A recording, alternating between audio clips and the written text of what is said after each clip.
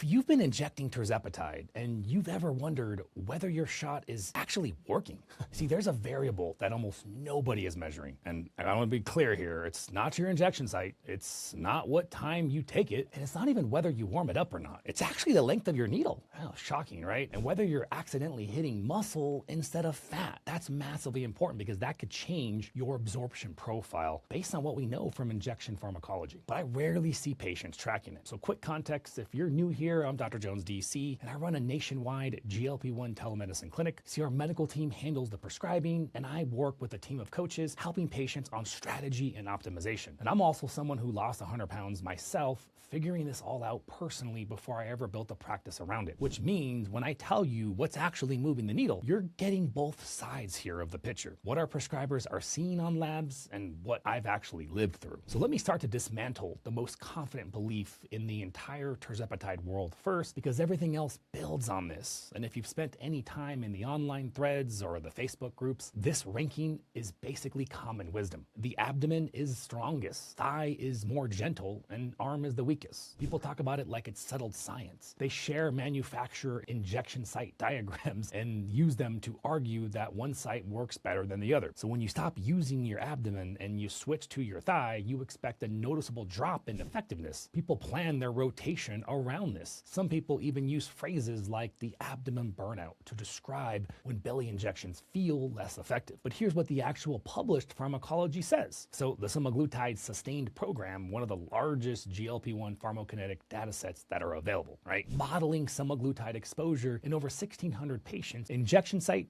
abdomen, thigh, or arm produce modest differences in semaglutide exposure. But those differences were small enough that the model didn't require site-specific dosing. You can't dose adjust off them, and in large semaglutide trials, investigators haven't seen a clear signal that injection site changes weight loss, though these studies weren't specifically designed to test that. And Tirzepatide has its own published peer-reviewed population pharmacokinetic models, and no clinically relevant site-specific differences have been identified that would require adjusting your dose based on where you inject. So the model treats your 3 injection sites as essentially interchangeable. There's a related incretin therapy called Tirzepatide. So this one is a GLP-1 receptor agonist, so it's in the same family, though Tirzepatide is actually a dual GIP-GLP-1 agonist with a different receptor profile, where the crossover study comparing injection sites actually showed the opposite of what the forums believe. Abdominal injections actually produced the lowest exposure, while thigh and upper arm showed relatively higher bioavailability. So even when the site differences do show up in the literature, they don't reliably go the direction that everybody assumes. So the honest read is this. In the published GLP-1 pharmacokinetic record, site selection has a modest consequence for your drug levels, but it's the smallest variable on this list by a wide margin.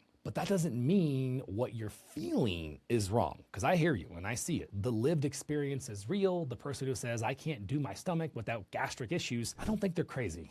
The person who says the arm is my magic spot, I don't think they're crazy either. Those experiences exist. Enough TikTok videos have shown that. The patient groups are right about the experience, but wrong about the mechanism, which means the question isn't, is site selection real? If it's not the main driver of bioavailability, well then what's actually causing the felt differences? And the answer pulls you into a completely different conversation about what's actually changing your drug exposure week to week. So let me walk you through the real hierarchy here, from the variable that pharmacologically matters the most to the one that matters the least. And then I'll show you exactly where site selection actually lives on that list. We're gonna have tier 1, 2, and 3. So we can make a little bit more simple, okay? So when tier 1, what matters most is needle length and dose accuracy. Okay, so here's how I explain this to people on a coaching call. Picture a ranked list from top of the list, biggest impact on your drug levels, to the bottom of least impact, okay? So I'm putting this site selection at the very bottom because that's what the research shows.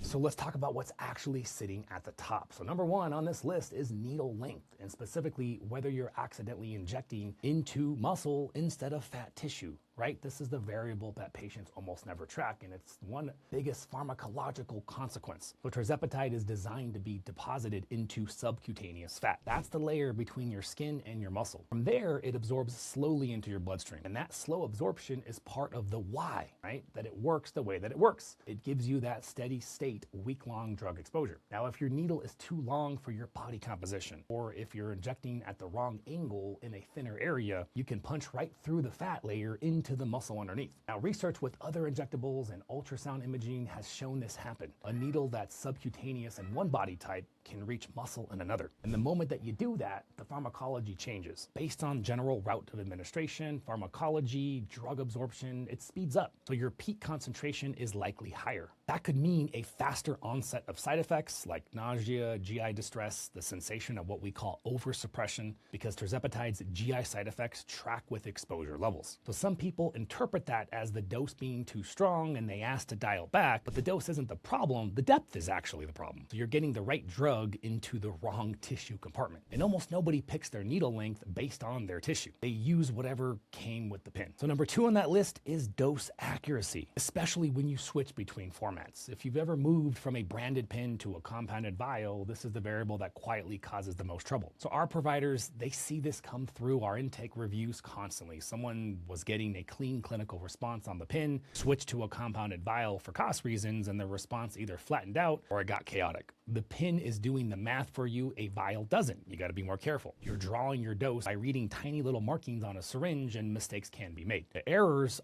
aren't subtle. Case reports include substantial dosing mistakes, sometimes many times higher or lower than intended. Either direction can create a massive problem. And this is the moment to say something honestly here. If you're managing your own dosing right now, or you felt that low-level uncertainty about whether you're actually getting it right, whether your shot is landing where it should, whether what you're feeling means the dose is right or wrong, that's exactly the kind of conversation that we build our discovery calls for. It's free, and it's with one of our patient educators. There's no obligation or pressure. You guys can text number on the screen or check out the link in the description to book that time. And the whole point is to take the guesswork out of this so that you stop second guessing every shot. So now, back to the hierarchy. I told you the site selection sits at the bottom of this list, but I also told you the experience people have with different sites is real. Both of those things are true at the same time, and it's the middle of this board that explains how. So let me fill in tier 2, the variables that absolutely shape your felt experience, but don't move your total drug exposure. So number 1 here.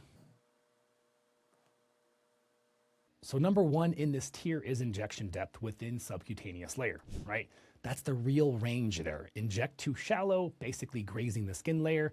You get the burning, the itching, sometimes red welts that linger for days. People misdiagnose this as an allergy. It's almost never an allergy. Shallow injections can trigger local itching and welts, likely a combination of nerve irritation and local immune response in the skin layer. The drug is fine, but the technique itself was the trigger. Inject a little deeper into the subcutaneous fat, and that reaction disappears. So number 2 is going to be local blood flow.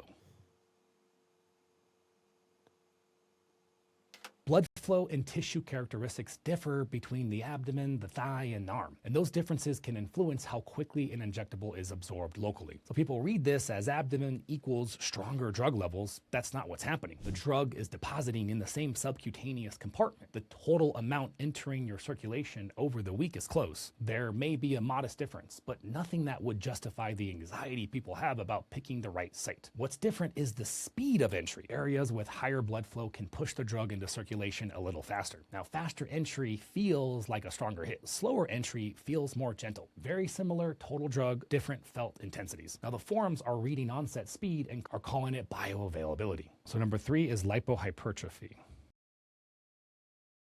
So if you inject into the same square inch of tissue over and over, the fat underneath the skin starts to thicken and scar. And once that happens, drug absorption from that spot can become unpredictable. Some days it absorbs fine, some days it pulls. That's not a magic spot. That's damaged tissue. The fix is real. Simple rotation. Not the abdomen on Monday, thigh on Wednesday choreography. Just don't keep hitting the same exact spot twice in a row. So number 4 is room temperature warming.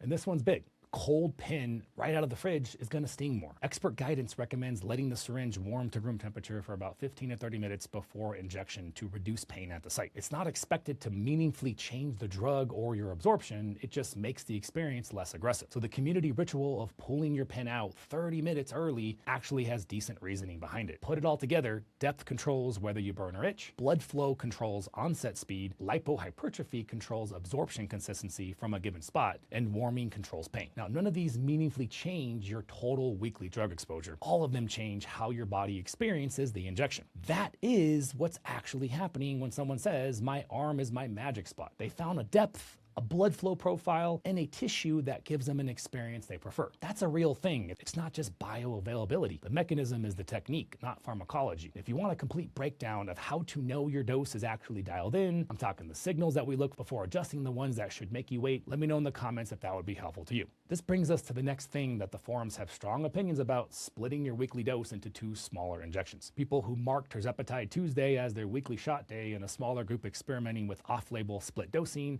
half on one day and half a few days later. Now, some say that it smooths out the side effects, others say that it cheats you out of a full dose. There's a lot of confidence in both camps, and most of it isn't based on actual pharmacology. So here's my honest read. Tirzepatide has a half-life of roughly 5 days. That's the engineering behind weekly dosing. The molecule was designed so that a single weekly injection maintains therapeutic levels throughout a 7-day dosing interval, with gradual peaks and troughs. There are no large controlled trials of split dosing Tirzepatide. The randomized data is all weekly. Anyone telling you that split dosing is proven or more effective is making a claim that the published literature doesn't support. But, and this is where the conversation gets useful, the absence of controlled trials doesn't mean split dosing is wrong. It means it's an off-label individualization tool that needs the right context. And there are specific clinical situations where it's genuinely the right call. We do it in our clinic. The first situation, managing GI side effects during titration. So when someone moves up to a new dose and the nausea gets aggressive on day 1 and 2, splitting that dose into 2 smaller injections, on opposite sides of the week can potentially flatten the peak. Same weekly total, but less of a side effect spike. That's a clinically defensible use case. The second situation, appetite-controlled drifting late in the week. Shouldn't happen, but it does. I see it all the time. Some patients report rock-solid appetite suppression for days 1 through 4, maybe 5, and then food noise creeping back on 5, 6, and 7. That can be a signal that the dose is technically working, but the trough is too low for that person. Splitting the dose can keep the steady-state levels more even across the week, and it can help find what we call your lowest effective dose, the smallest weekly amount that keeps you in the sweet spot, the therapeutic window where your appetite and metabolic regulation are both dialed in, without the side effect costs of pushing you to higher doses. Here's what split dosing is not. It's not a Reddit hack. It's not a way to make lower doses work like a higher one. It's not something that should be self-prescribed, because if you split incorrectly, wrong spacing, wrong reason, you can introduce more variability into your drug levels, not less. And this is the kind of adjustment that requires somebody watching your numbers, your appetite signals, your side effect pattern over time. It comes up enough on coaching calls that we have a clear approach to it, and that approach is always supervised, always based on specific labs and your specific response. If this is the kind of nuance that you can't pull out of nowhere,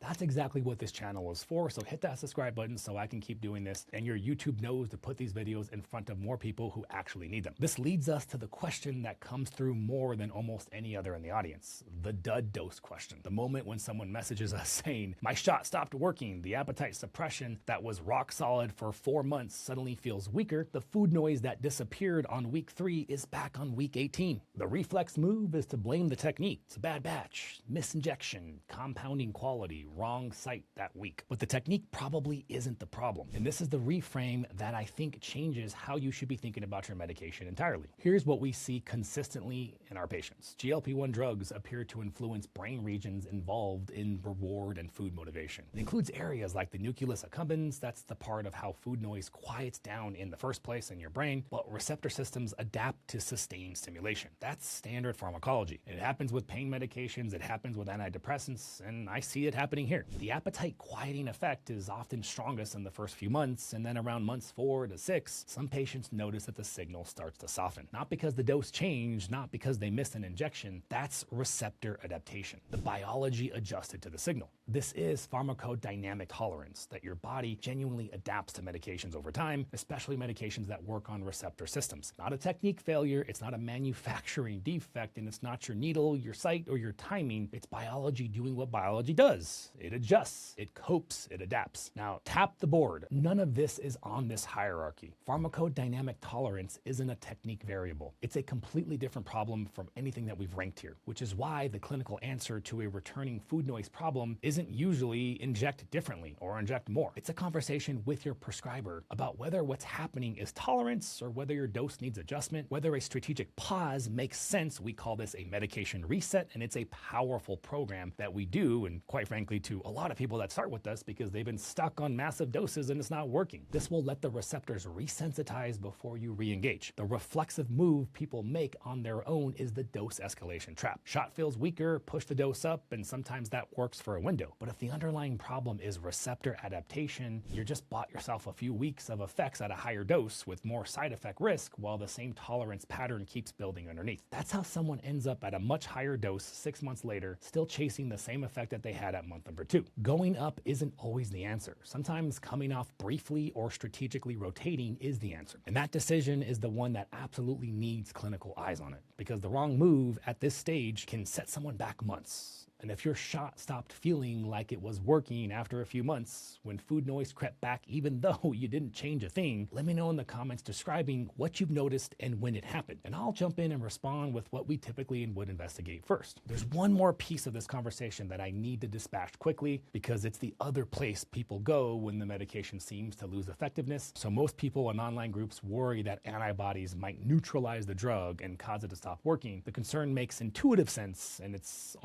mostly wrong. An integrated immunogenicity analysis across the Surpass phase 3 trials, this is the main large-scale immunogenicity data set for tirzepatide so far, found that about half of the patients develop what are called treatment-emergent anti-drug antibodies during the first year. That sounds alarming, but of those, only about 2% develop neutralizing antibodies, the kind that would theoretically interfere with how the drug works. And in the controlled data, even patients who developed antibodies showed no meaningful difference in their drug levels and no meaningful difference in their weight loss outcomes. The one signal that did show up was a slightly higher rate of mild to moderate injection site reactions in antibody-positive patients. Mild, moderate, not drug stops working territory. Antibodies aren't on this hierarchy either. They're a separate question, common, mostly benign, and almost never the actual cause when someone says their medication isn't working anymore. So if you're tracking the full picture now, site selection sits at the bottom of what affects your drug levels. Technique variable, depth, blood flow, lipohypertrophy, warming when you're not warming it, when it's cold.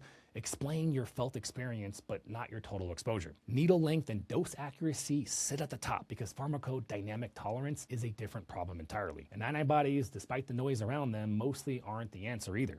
And that's the actual map. So if you've watched everything up to this point and you can rank these variables in your head, which one moves your drug levels the most? Which one only affects comfort, and which ones aren't even technique problems at all? You're already thinking about your medication the way that our prescribing team does, and that was part of the goal of this video. And if you've been managing your tirzepatide on your own and you're realizing that the variables you should be tracking are different from the ones that you've been worried about, the needle length, the dosing accuracy, when you switch formats, the question of whether you should split your dose or change your timing, the food noise that started creeping back in even though your technique hasn't changed, that's exactly the kind of situation that our coaching program was built for. You can text number on the screen or check out the link in the description and you'll book a free discovery call with one of our patient educators. They're going to get a chance to walk through your history, what you've tried, what's currently working and what isn't, and where you want to be in the next 6 to 12 months from now. And that call gives you a real feel for what it's like to work with me, our coaches, and our medical providers, like the whole day to day. And then they're going to review programs and pricing so that you can picture long-term success on this medication, what it could actually look like for you, not just when the next refill is, but for the version of your life that you're trying to build. I know a lot of you are sitting there thinking, okay, Dr. Jones, when do I actually change my dose? So I made an entire video talking exactly about that. Check it out right there, guys. We'll see you later.